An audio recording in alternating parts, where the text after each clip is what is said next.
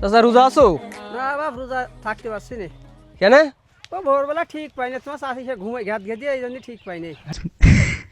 আচ্ছা, তোমাদের এই সময় তোমরা ভোরবেলা টের পাও না মাইক থেকে?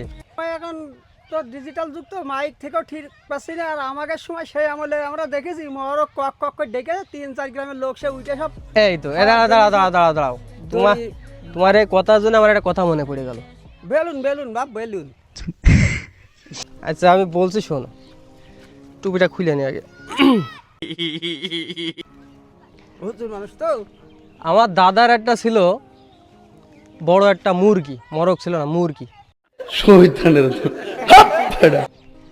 তা সেই মুরগি, সেই সময় তার মাইক ছিল না। না না না, সেই সময় মাইক ছিল না, আমরা ঘুমিয়ে থাকতাম। এই আমার দাদা এমন ট্রেনিং দিল মুরগিটার, अच्छा কক কক করে ডেকে উঠতো। क्या 3 ডাক দিত, 3 ডাকে 3 গ্রামের লোক উঠে পড়তো। হ্যাঁ তা ঠিকই কয়েছ তুমি। ঠিক আছে, হ্যাঁ হ্যাঁ। আর 3 গ্রামের লোক।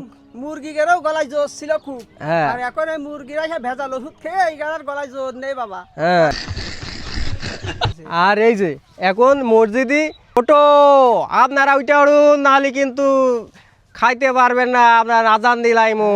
গ্রামবাসী আপনারা উঠুন, রাত তখন 4টা বাজে, কোথা খাক্কা উঠে ঘুম থাকি, আর সময় নাই। খাইলে খাও, না খাইলে না খাও, আজান দিলাম ওখানে।